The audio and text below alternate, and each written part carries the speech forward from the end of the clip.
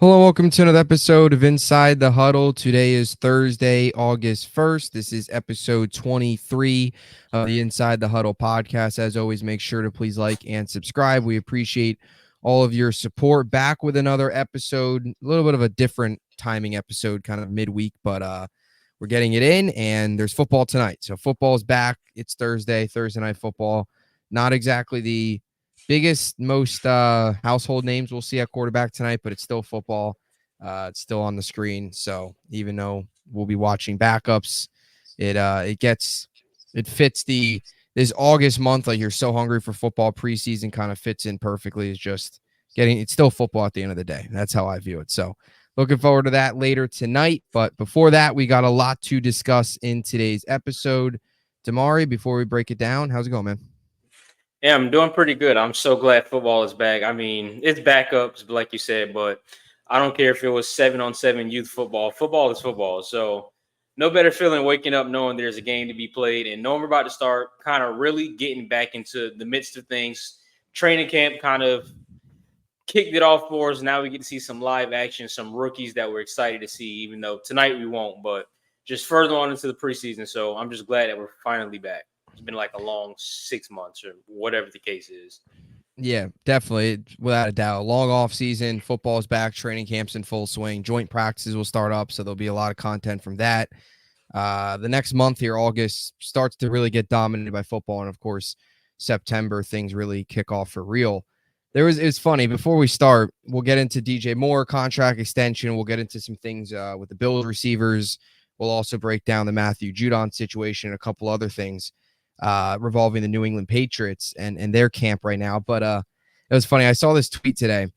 It said, you have to be sick or something. You have to be a sick person to watch backups in football.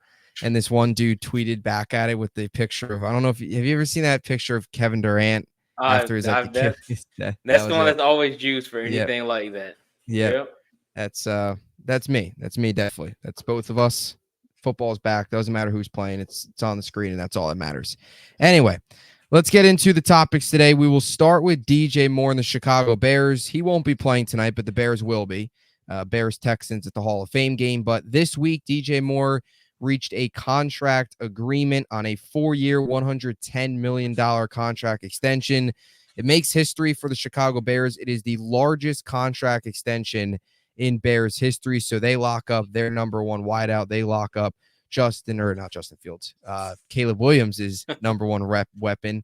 $82.6 million guaranteed, which ranks third for a wide receiver on a single contract in NFL history. He's only behind these two other receivers, Justin Jefferson with $110 million guaranteed and A.J. Brown with $84 million guaranteed. And then DJ Moore's 82.6 falls in third behind those two players. So we got the quarterbacks getting paid last week. Now another elite, one of the better wide receivers in football, gets paid more last season. 27 years old, had 96 receptions, 1,364 yards, 8 touchdowns. I think if you're a Bears fan, you've got to be happy with this move. You know, he spent 5 years in Carolina, was a very productive player there, had 3 1,000-yard seasons in his 5 seasons, goes out last year with the Bears and plays all 17 games, a guy that is very reliable, plays a ton, doesn't miss much time, been healthy, relatively healthy throughout his entire NFL career, reliable, which is huge for a quarterback, especially a rookie quarterback. And you lock him up on top of adding Keenan Allen and bringing in DeAndre Swift. I think this kind of topped off what has been a perfect offseason for the Chicago Bears in terms of building around your rookie quarterback. Keenan Allen, locking up DJ Moore. You've already got Cole Kmet. You drafted Rome Odunze 8 picks later after Caleb Williams, number 1 overall. What was your thoughts on this and kind of as it wraps up what has been a very busy Bears offseason? I'm happy for DJ Moore. I mean, the first thing that I kind of think of when his name mentions, I don't know if you've seen the clip, but it's Steve Smith asking Cam Newton, like, should I start him in fantasy this week? That clip's legendary if you haven't seen it. But I mean, like you said, consistency and very underrated, if you ask me. Just a guy kind of just shows up on Sundays, do what he's supposed to do. Real quiet, like not a problem in the locker room, not a diva, really doesn't give off energy of like, you know, I'm really kind of playing for me, and I just hope the team wins. So it's good for Chicago to also lock him up. And like you just said perfectly, when you're building around a rookie, you do want that vet that you need that he can rely on, which is going to be DJ Moore, who's going to be his number one receiver, who most likely he's going to be looking for in case he's in trouble. And then you get Keenan Allen on the other side. And like you mentioned, Swift, you still got Kmet. They also signed Gerald Everett. So for Chicago's kind of first step being, okay, well, let's go ahead and lock up one of our playmakers right now, or you can say first step, but just multiple steps in their plan of what they've done after drafting, before drafting. It's like, let's go get some guys. Let's go get Keenan Allen. Let's go get you a running back. Let's go get you some depth at tight end. Now let's go lock up the number one receiver. I mean, they honestly set up Caleb Williams for success, and Justin Fields slipped out of your mouth then. Should have been Justin Fields. He didn't have this same treatment whatsoever during his time in Chicago. So for Justin Fields, it kind of sucks if he's looking at everything Chicago's doing now. It's like, I didn't have none of this support when I was just here, but Chicago's going to be good this year. They are going to be dangerous. That I do believe in. Yeah, you make a good point about Fields. He's probably looking at this Bears offense and saying, man, I wish I could have had this for just one game, not even an entire season from what he had to work with. Of course, he had DJ Moore last year, but you didn't have Keenan Allen, you didn't have Rome Odunze, didn't have a legitimate running game. It was kind of him. Justin Fields was their running game in a way and their quarterback. So, while it's tough for Justin Fields probably to look at this, if he even cares about what the Bears look like now, but looking back on it, you have to, as a Bears fan, at least have some sort of confidence in Ryan Poles in the front office, where they've learned from their mistakes. They didn't build around Justin Fields. They didn't do a good job giving him weapons. They have completely done a 180 with Caleb Williams, where they've given Caleb Williams everything. And now it's on Caleb Williams' shoulders to, produce. He's got arguably it's crazy to think if Rome Odunze turns out to be what he should be, you can make a case here in like a year, maybe even this year. They arguably have 3 number 1 wide receivers in Keenan Allen, DJ Moore, and Rome Odunze. Now, of course, we need to see Odunze first, but if he lives up to the hype, you have 3 number 1 wideouts. And you've got a solid tight end. You mentioned Gerald Everett as well, on top of Kmet. Solid defense as well. They added Montez Sweat. So this team has really aced things this offseason. And now it's up to Justin Fields. Here we go again. Now it's up to Caleb Williams to put it all together and have a successful rookie campaign. And another thing too, just on DJ Moore, you made a great point about not being a diva, not being kind of quiet and goes about his business. If you look at this guy compared to some of these other players, you wouldn't really rank him up there. And like, not many people would rank DJ Moore as a top 5, top 7, maybe even top 10 wideout, because he's under the radar. But this guy quietly was 13th in the NFL receptions, was 6th in yards, and was tied for 8th in touchdowns. So very quietly was easily a top 10 wideout. And another thing too is this contract extension, not that it came by much of a surprise, but it wasn't like it was something he was holding out for. It wasn't like something that he's been wanting forever. He was kind of, I'm sure he wanted it. I'm sure, of course, he had conversations with the Bears, but it never really got public where he's like, I want my money, but I'm going to, do what's best for the team, go out there and show up every day and do my job. And then the contract extension will come when it comes. And then you got to give him a lot of credit for that. 6,556 yards in his career, 460 receptions, 97 games. He 100% deserves this type of money. Now, we mentioned the Bears and the hype around them. I know you showed me this week. Adam ranks Bears prediction 12-5 record. I think this is a bit of a stretch. Would you agree? I think you're probably more high on the Bears than I am. But what is your thoughts on this 12-5 record this season, which would probably mean they win the division, unless if the Lions go 13-4? I mean, Adam Ranks is known for like historically bad schedule predictions. 12-5 is too much of a stretch. I mean, I'm thinking 10-7. There's no way they sweep the Lions. I don't see it happening. I mean, the Rams won't even necessarily even to give me, because you can never count out Stafford.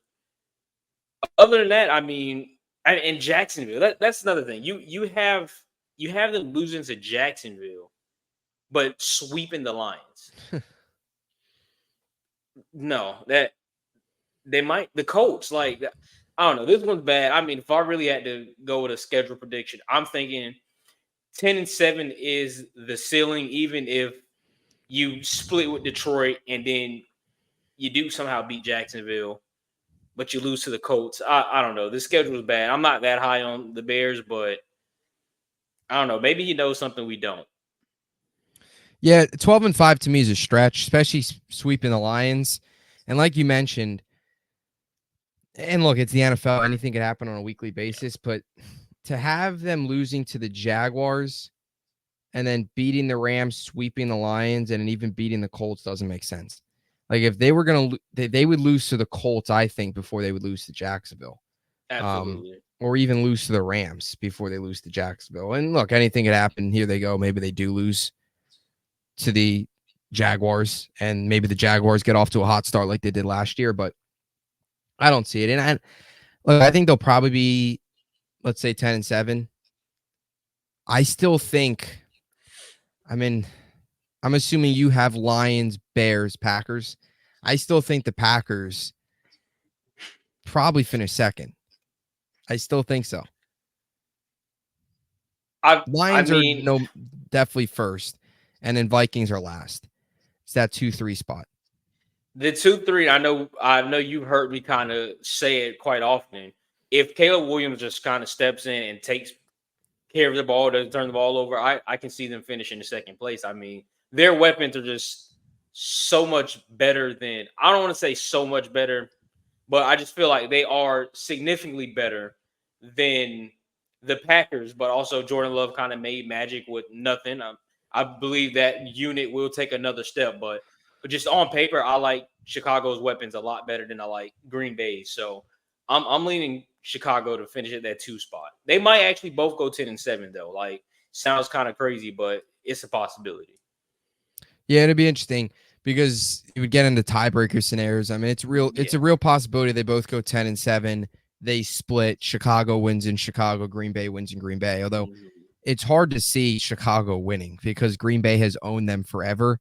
Yeah. It's just hard to see, Chicago being able to go out there and win or not even win, but finish ahead of them in the division.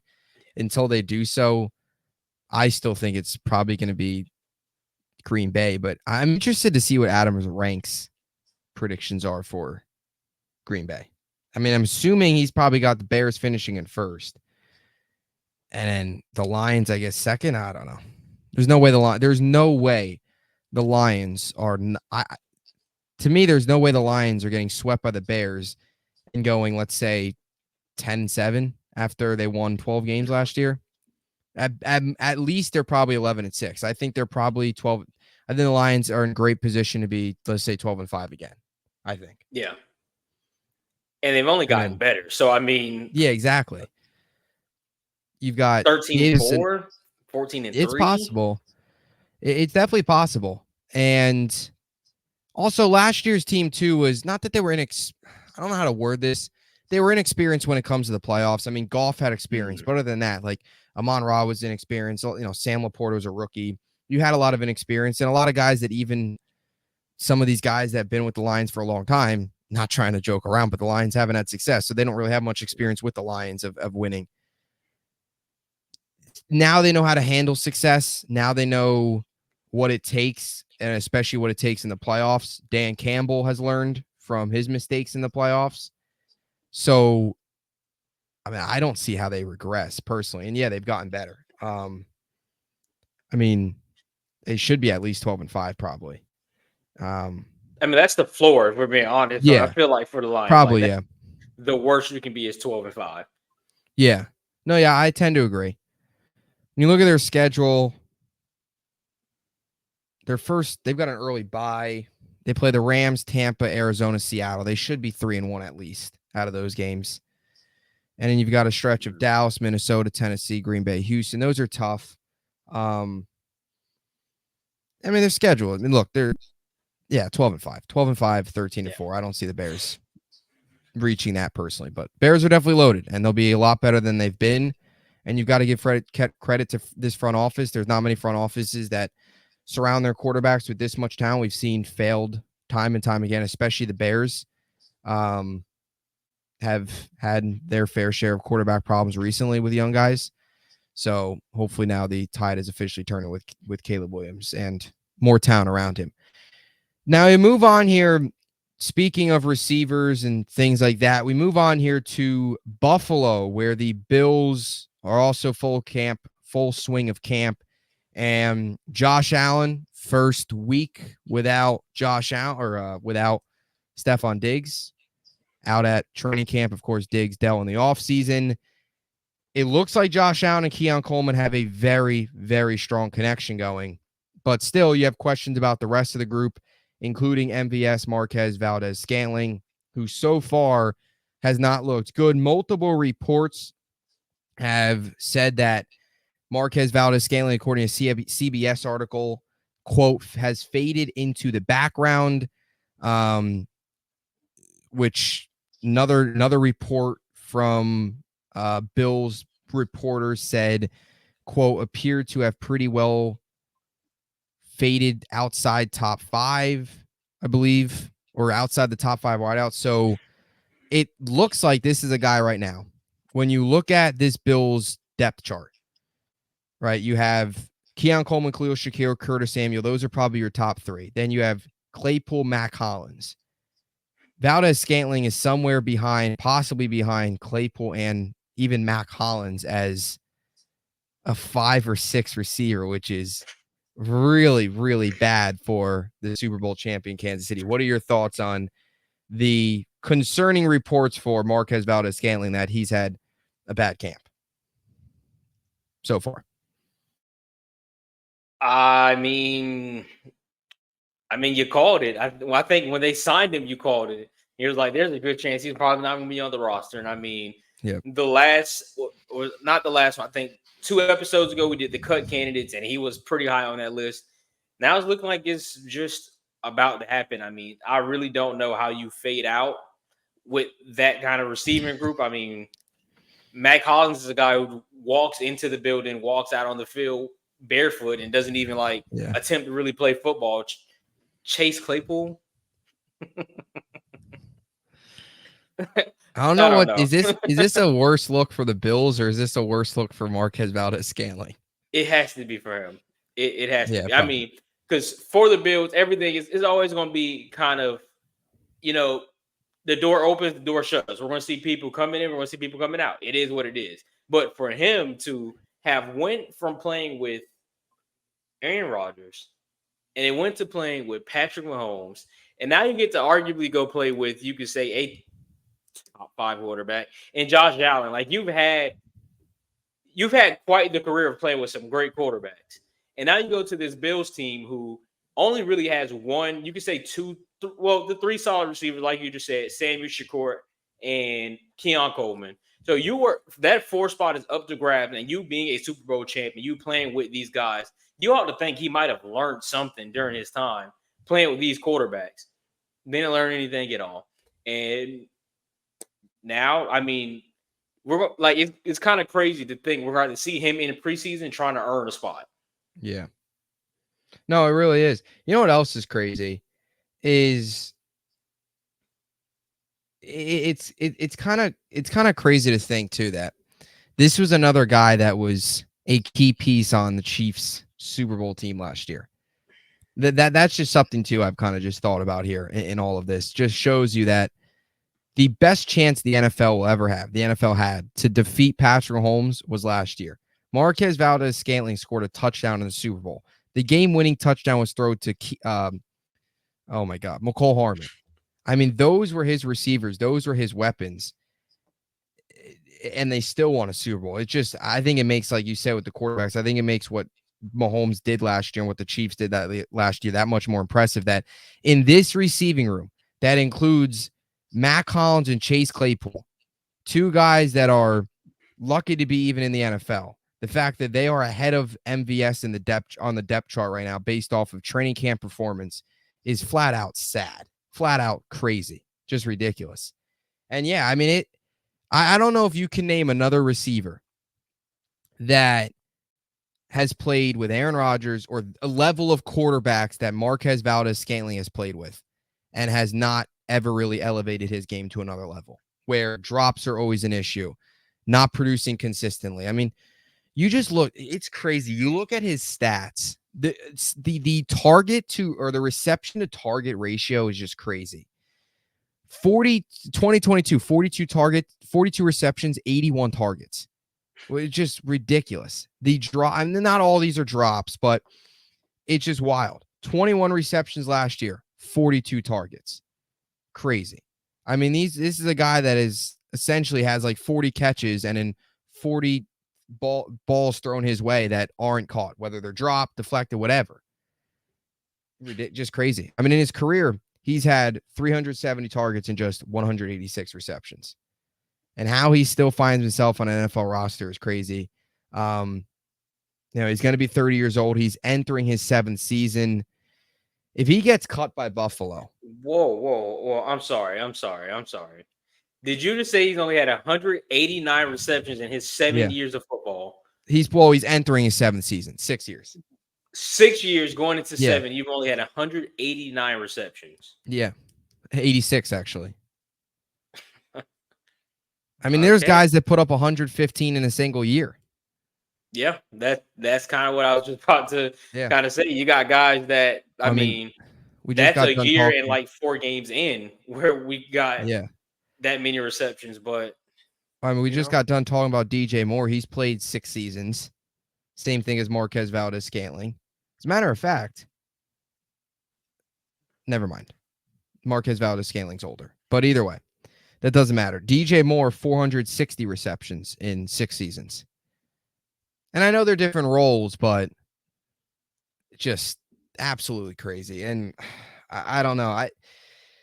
It was always weird to me when the Bills brought in MVS, what his role was actually going to be, just because he has so many drops and you have so many. Like, the Bills just can't afford that this season. They need to find as much consistency as they possibly can. If you have MVS, you don't have Gabe Davis and Stephon Diggs anymore to make up for drops, to make up for your depth not producing. The Bills, they don't right now have a legitimate like 1-2 punch. It's kind of Keon Coleman right now, and that's about it. You need some production from your depth. If you're not getting anything from MVS during camp or even, let's say, in the regular season and he's dropping passes, it's going to kill them. It's just crazy that I guess Claypool's outplaying him. I would no. I mean, you wonder if it's more.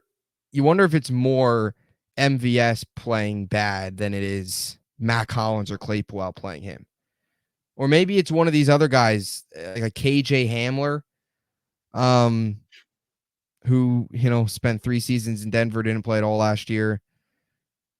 Maybe he's playing well. I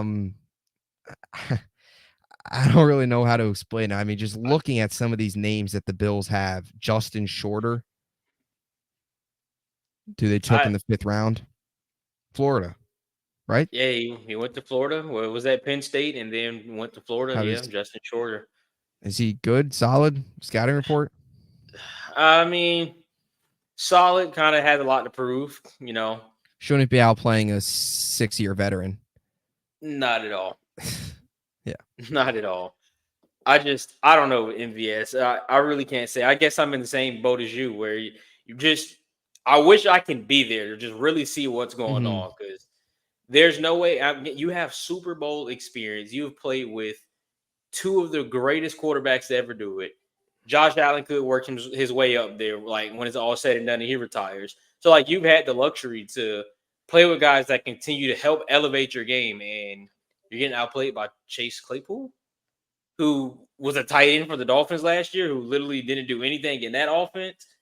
I don't know. It's tough, but tough for him. But you called it. That's all I can say. I know you're not surprised. I guess I'm a little shocked, but this was something you kind of brought together when he first signed with Buffalo. Yeah, it's interesting. You made a great point too, just about all the quarterbacks. Rodgers and Mahomes did not get production at any point, or consistent production at any point. Every year drops are an issue. Um, I don't know. I mean, I mean, if he does get cut, I wouldn't be surprised to see another team pick him up as depth, um, just to have a veteran there. But it's interesting. One positive is Keon Coleman's looking very good, and I'll admit, I think Keon Coleman right now is a pleasant surprise right now to bet Bills fans. I don't know how high they all were on him at first. You know, you had some people had some questions about his route running. If he would be able to gain separation and overpower, a NFL corner in the NFL opposed to what he did in college. But I think so far he's looked really good. And I think he's probably been maybe a little bit more than what the Bills maybe expected. And, who knows? Maybe while the Marquez Valdez-Scantling news isn't great, maybe Keon Coleman legitimately turns into a number one receiver right away. And all you need is average production from guys like Curtis Samuel, guys like Khalil Shakir, who's solid out of the slot. But it's just interesting to see. I really think the Bills wide receiving core is going to be something you're just going to have to wait and see. The regular season, because right now, training camp, it's tough to tell sometimes. I mean, Marquez Valdez-Scantling, he's had a problem of drops and bad performances throughout his career. But for Keon Coleman, it's his first camp, see what he looks like in-game action preseason and stuff like that. But I really think this is going to be a Bills receiving core that's going to be kind of a work in progress all year, where Allen might just kind of roll with the hot hand. If one game Curtis Samuel looks good and playing well, he's going to force him the ball. If it's Khalil Shakir one day, because every once in a while there is a receiver who is maybe good, not great, will run into a 9 reception, 100-yard, 1 touchdown performance. And I think that's kind of what it's kind of be in a way, number one wide receiver by committee in a way, I guess. That makes sense. Yeah, Maybe not. that and just building some confidence with Josh Allen. So, yeah, like I said, you got the hot hand. Josh Allen trusts you. Got some favorable matchups, kind of week in, week out type of thing. It's going to be like that, and I think we kind of seen it or with Mahomes kind of after Tyreek Hill, where there were some games where a lot of guys were getting looks and getting like targets, and you're kind of just like, when did he emerge? So it's probably one of those similar situations. But as of now, I mean, I can agree with you. I don't know who that's going to be. I think it's going to be week 1 until we kind of see outside of Keon Coleman, like who might be that next guy. But for Buffalo, I mean, you're in a good spot with Keon Coleman. I don't know why I know concerns they had, but it's not like you just draft a rookie, you throw him in and you're like, all right, well, go out there, go swim. Like, they're going to jail him until what they need him to be. I think that's the part people kind of leave out. Yeah. No, yeah, he's looked good so far, and him and Allen seem to have a really strong connection. And it feels like too, probably from Allen's perspective, is not forcing him the ball, but trying to get him involved because he realizes he's going to be ideally Diggs' replacement for the next however many years, and potentially, way down the road be a long time Bill. So that is that for the Bills Bears receiving stuff. We move on now to the Patriots. Some news out of New England, starting with Matthew Judon. Interesting story to follow here, because over the last couple of days, Judon actually left practice the one day, not practicing, just kind of showing up and watching. Seemed like he got into it a little bit with Gerard Mayo. Now today, he did practice. He was out there, participated in Thursday's practice. It was a non-full pads practice today, so kind of a shorter, probably not as heavy practice with no pads on, even though pads have come back on recently. Very interesting situation in New England, because both AFC's teams, actually, you've got 2 AFC's teams dealing with pass rushing holdouts, where you've got Judon from New England and, of course, Hassan Reddick still with the Jets. From New England's perspective, it'll be interesting to see if the deal gets done.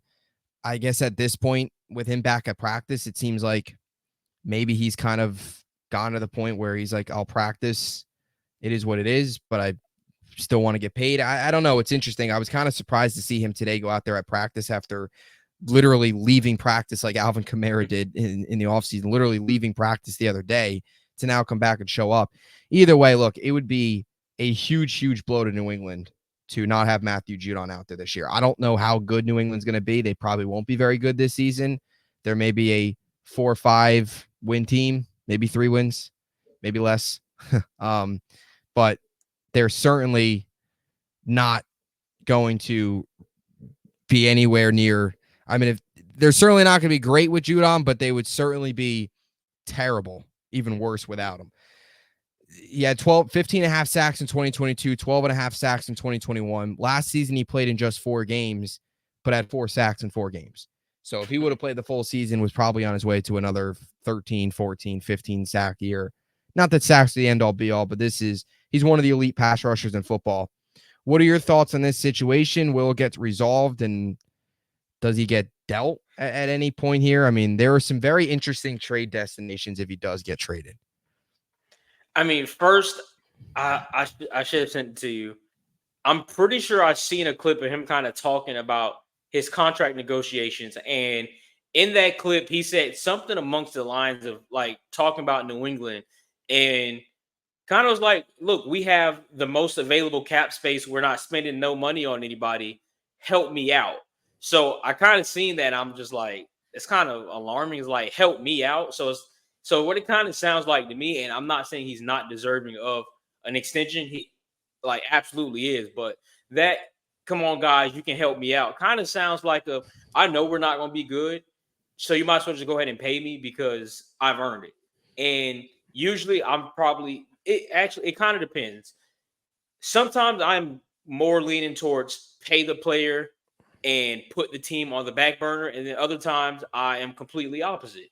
In this case, I think I agree with Judon. I mean, for the Patriots' sake, they do have the least amount of the most cap space to use on extensions, there's no free agents for you to go sign. You don't really have anybody that needs extensions or looking for huge paydays. Why not go pay somebody who is a key piece to your defense and who has been a key contributor since he's been there?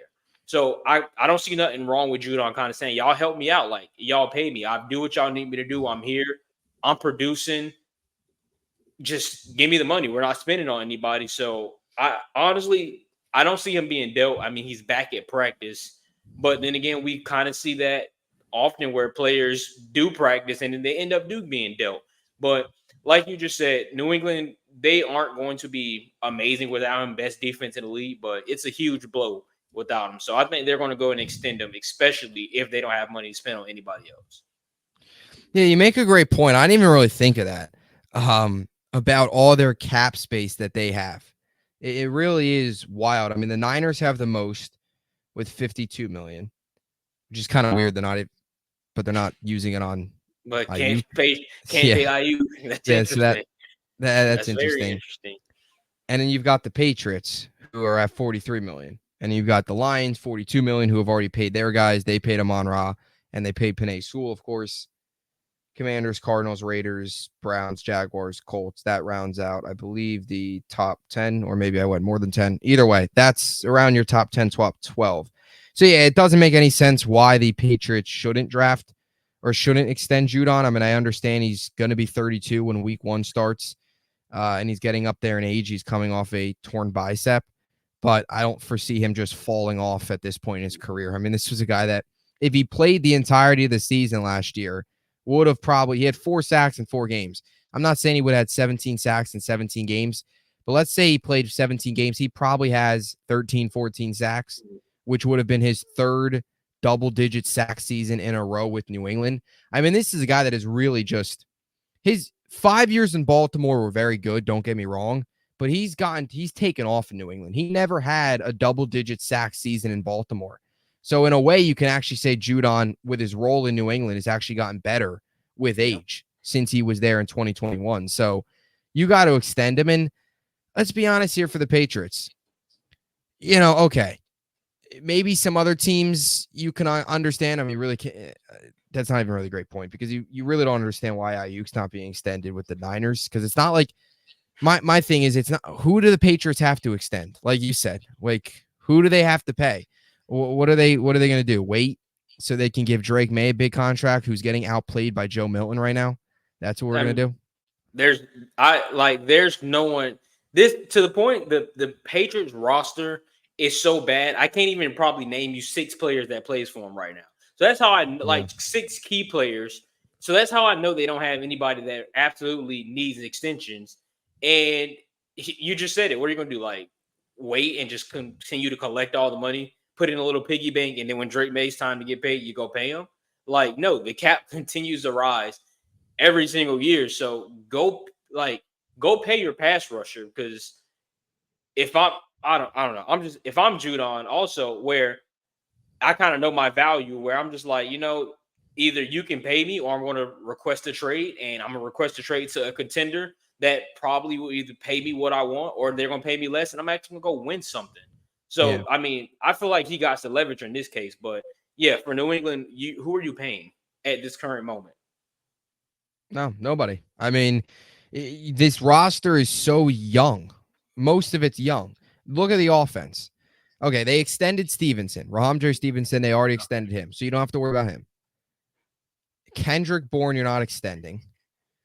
Demario Douglas, I mean, he's entering his second year. You don't have to worry about that until at least he's a 6th-round pick, so he obviously doesn't have the 5th-year option. So you won't have to worry about him until at least 2026, right? No. He's not receiving big he's money not going to get a like huge that contract. anyways. Exactly. No. Jalen Polk, he's a rookie. KJ Osborne, he's on a minimal contract. You already paid him. Juju Smith-Schuster's, we don't have to talk about him. Javon Baker, he's a rookie. You already paid Mike Onwenu, your left tackle, or your right tackle rather. But other than that, defensively too, like maybe Christian Gonzalez down the road. 2 to 3 years for that.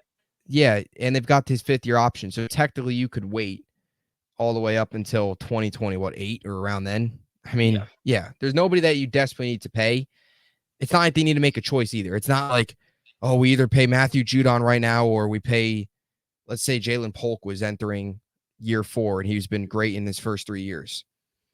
So they don't need to pay anybody. They've got the 2nd most cap space in the NFL. And yeah, I agree. I think Judon's got the leverage because just looking at their depth chart, if Judon doesn't play, your next man up is Dietrich Wise or Afrene Jennings. So those are 2 elite edge rushers.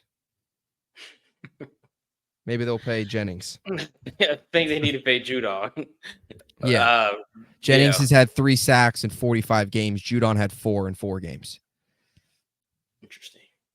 Just to put that out there. But again, I mean, maybe the Patriots evaluate talent differently. Who knows? But it'd be fun. I know they already paid 2 of their guys, but I saw an article on this. This would be I would be on board on this from an NFL fan perspective. I wouldn't mind. Not only would I not mind Matthew Judon getting out of my division, but I would also not mind him to go to the NFC. The Detroit Lions, if they went out and traded for Matthew Judon, imagine Judon on the other side of Aiden Hutchinson. Oh my God. And don't they have DJ Reader in the middle now? Like, if I'm correct. Yep. Oh my goodness. And they've got Anzalone at linebacker, who's solid. They added Brian Branch, of course. Or Brian Branch entering his 2nd season. Yeah. You added Teron Arnold. Yeah. You've still got Kirby Joseph. And then they also added Carlton Davis, who I thought was one of their underrated moves this offseason as a corner. Sleeper. Yes. And they need corner help. If they do trade for Matthew Judon, just how much help do you need to beat Brock Purdy? Like, that's what I'm asking myself. Is Baker Mayfield have this team in shambles like that to need to go out and assemble the Avengers?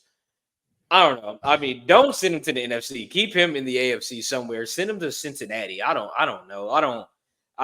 That's somebody like Dallas has to go through every single year. I'd rather him not be in the NFC. So you keep him over there. You can deal with him the AFC West. Yeah. Like, You know, send it to the Raiders. Go to the West. Go to the Raiders. luckily, we only have to deal with Judon. Like, it's not like we have to deal with.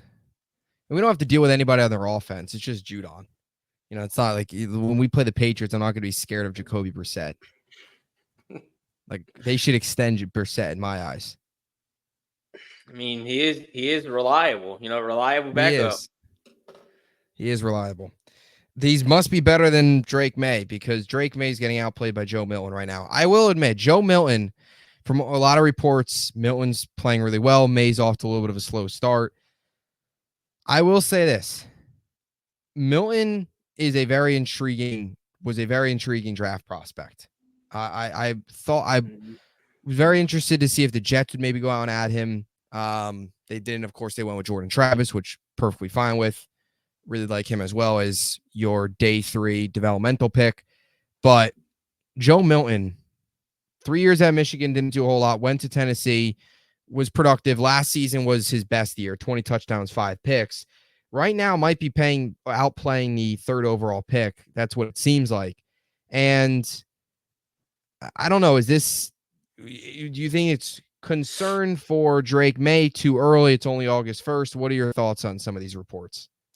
Yeah, it's too early. I don't think Patriots fans should panic. I feel like it's a bit of an overreaction to like everything that's going on. Like, give the guy time to kind of gel, learn the playbook, get comfortable, you know, like those type of things. I mean, you can't say like, okay, well, they're both rookies, so why is one more comfortable than the other? I don't know. Maybe it's the system. There could be a lot of different things, but yeah.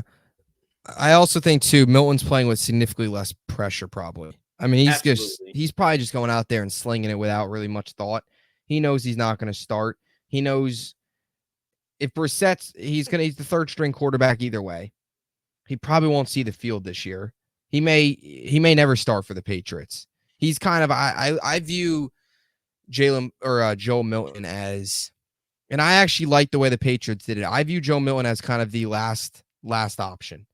Like, you'll roll with Brissett part of this year. May will sit. May will probably eventually play at some point this season once they're out of it and they feel he's ready.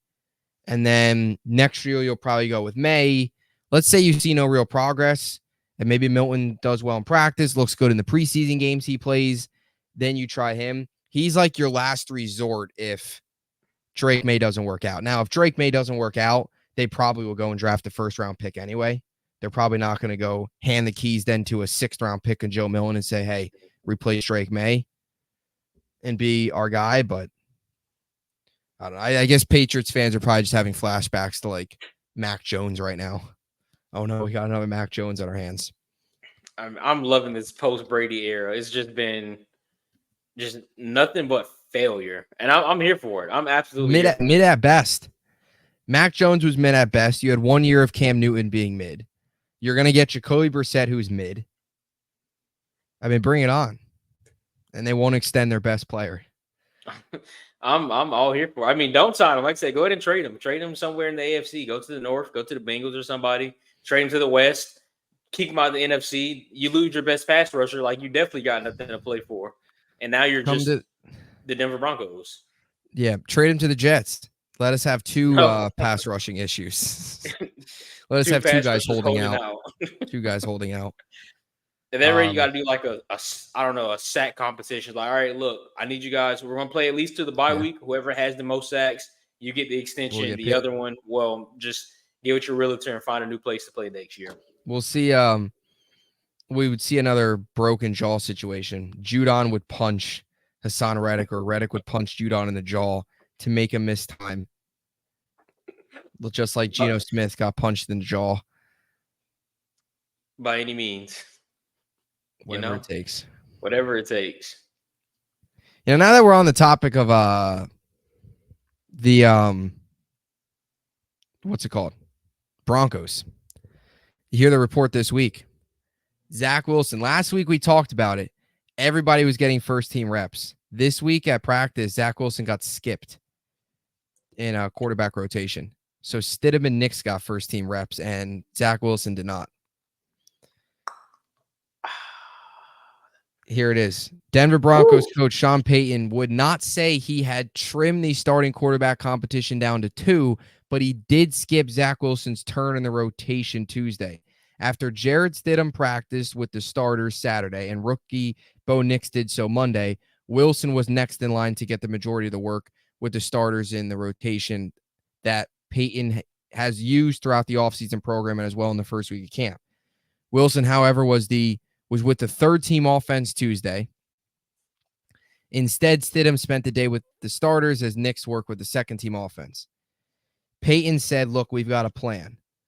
Bo ran with us Monday. Bro ran with the ones Monday. Zach with the twos today. It was Stidham with the ones. No news to announce there. I know you're looking for it, but whatever, they didn't say. Asked if Wilson would get additional opportunities with the first team moving forward. Payton added, we'll see. Now, I don't know how true it was, but I heard from a report, or I saw an article on it, that Zach Wilson supposedly did something like really, really bad. So he's in a doghouse. That's what it. Yeah. Is that what you're kind of going towards? Yeah. Pretty much. He's in a doghouse on the Denver Broncos. How bad can your offseason get? Well, here's what's funny. I don't know where I saw it, and I don't know if it was true. I'm gonna Google it. Zach Wilson. Supposedly Zach, it was so bad, like he was inaccurate the one day, and supposedly he threw the ball away on a free play. Okay. Well, I just can't find it. I don't know where I saw it. I don't know if it was on Twitter or if it's not on this ESPN article that I'm reading.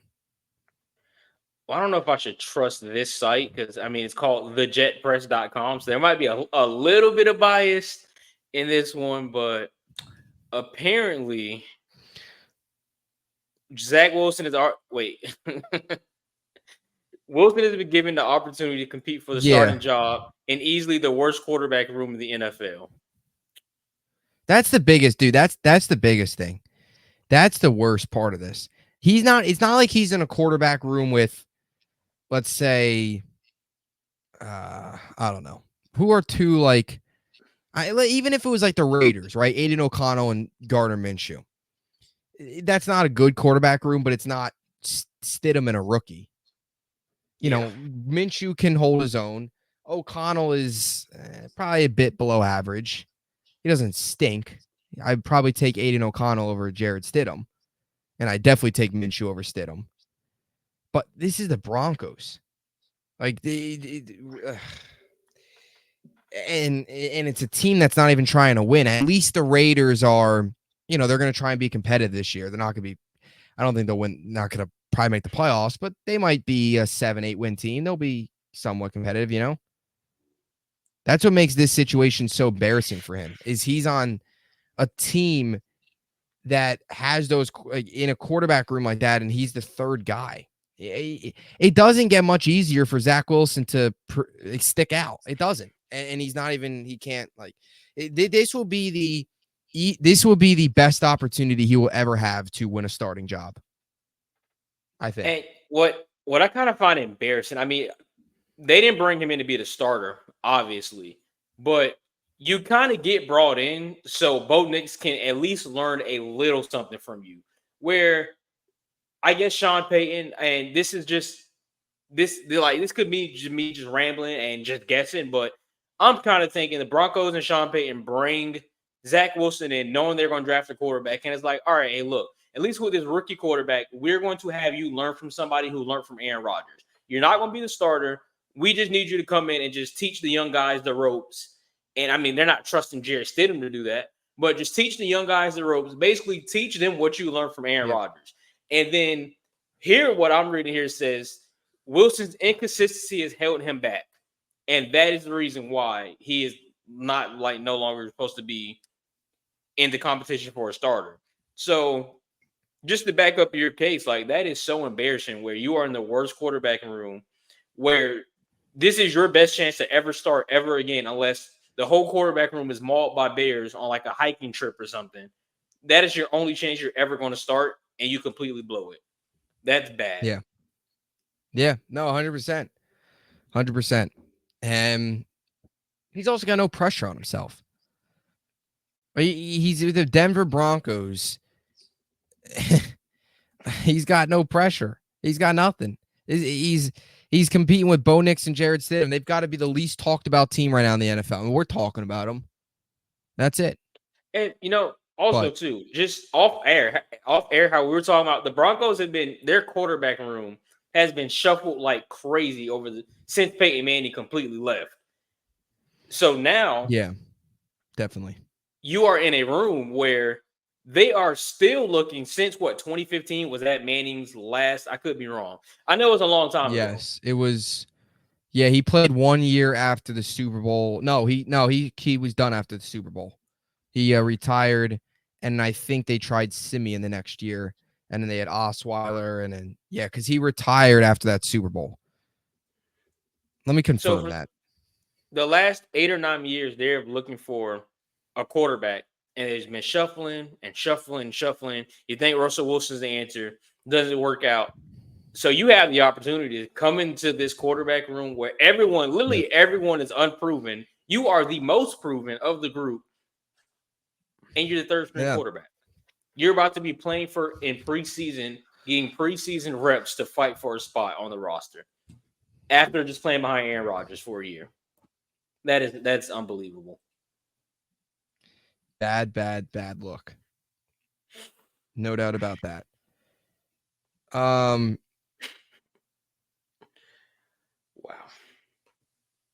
Yeah, Peyton stopped 2015. Won the Super Bowl and sailed off into the sunset. So we're going on 10 years of We're going on 10 years. Ugh.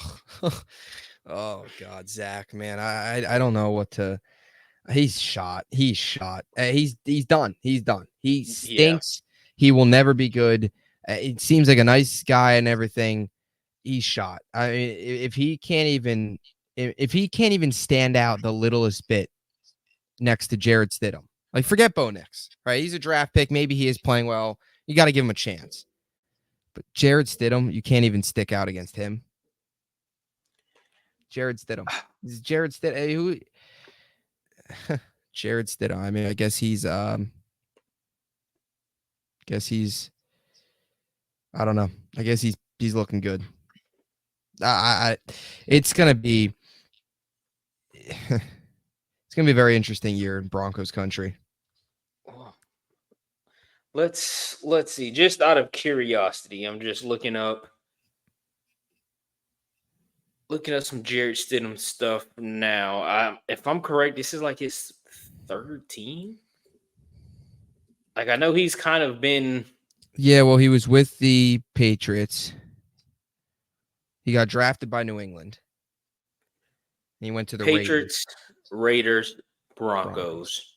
Let me see. Has he played with any teams on the practice squad? Because I know when you look at his ESPN page, they only show teams that he got. Yeah, those are the only 3 teams. Patriots, Raiders, Broncos.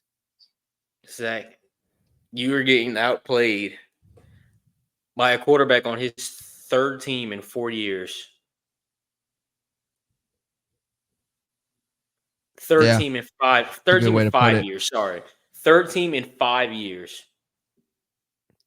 I mean, I don't know if you agree. Fourth round pick too. This isn't like this was some bust first round reclamation project that still got some arm talent. That's I don't know. Maybe you agree here, maybe you disagree here, but is Zach Wilson is he going to be in the XFL next year? I can really see that happening. It might be. He might be. I mean, if he dude, it's so bad. Like he can't even. You watch it. I remember seeing him. I watched him all 3 years at Jets camp. And I spent money to go watch him play too, which was a terrible mistake. But he's so choppy. Like his reads, his footwork. He's got so much to learn. Nothing looks smooth. Nothing looks smooth with him. Nothing. I don't know. Nice guy, he seems. But I mean, don't know really. Don't know. League's not for everybody. No, it's not. Just It's the truth. He'll always have the second round pick label. And that's why I'm so annoyed. Like everybody's like, oh, we got to give him a second chance. They gave Darnold a second chance. He didn't work out. At some point, some of these guys, they're just not good. Like some of these guys aren't good. Darnold, he's got a chance in Minnesota, but he'll never be what we thought he was going to be. At best, Darnold's going to be a Gardner Minshew type guy. Can kind of be a spot starter, can be a bridge quarterback for a year, really solid backup. That's about it. That's even if that's it. He's not anything else. Same thing with Zach's he's not even a capable backup. He's not even capable. I mean, look at the guys that he got benched for. Tim Boyle, Chris Strevler, Mike White, who, I love Mike White. Mike White played amazing for the Jets when he was in. Mike White he will actually always played hold a great. special place in my heart. I will always love Mike White. Mike White was White game was still to this day one of the best Jet games I've ever watched. All I'm saying, in my opinion, respectfully, if he doesn't overthrow Garrett Wilson in Minnesota, that season goes a lot different than what it goes, and Mike White at least keeps some hope alive for the fan base. Yep. Mike White. Remember that too, Vip Leaks. I had Garrett Wilson on my fantasy team, and that lost me that week because Garrett Wilson would have like a 70-yard touchdown. That Mike White, if he wasn't overthrown. Just unbelievable. It really was. Speak of Mike White, I think he had a touchdown last year in that 70-20 game. Yeah, he did. He went 2 for 2 for 67 yards and a touchdown against the Broncos. So they literally put him in the game. It was just like, throw it to Tyreek. He's down there somewhere. And it worked out. Dude, flashback to Mike White's 405 yards, 3 touchdowns. Jets beat the Bengals, who go to the Super Bowl that year, 34-31. What an unbelievable game. And being the smart fan that I am, he has that great game. I watched it on TV. He then gets hurt again. Do you remember when he got hurt against the Colts Thursday night? Then he comes back. They play the Bills. So they get that Thursday night game. He gets hurt. Then he comes back. They play the Bills. And I went to that game, the Jets-Bills game. I'm like, here we go. Mike White, season turnaround. We're 2-6. Doesn't matter. We're running the table. We're winning this thing. And Mike White threw 4 picks. Jets got their doors blown off 45-17. So, and Mike White, he had the game too the next year against the Bears. Mike White the Jets should have gave. Who cares? We're on Mike White topics. I don't know. We've completely rambled. I mean, Mike White is deserving of a ramble. I don't know why the Jets just let him walk and go to Miami. That was ridiculous. Yeah. Anyways, they should have let him. They should have started him all those years. 100% over Zach or any of the other guys, but they just unfortunately didn't. But anyway, any closing thoughts? It is 3:00. We have 5 hours until football. That is all. Yes, 5 hours until football. Football's back. We will be back next week, probably Sunday, and we'll talk all things NFL then. Maybe we'll probably have a lot of content because that'll be more than a week. So stay tuned.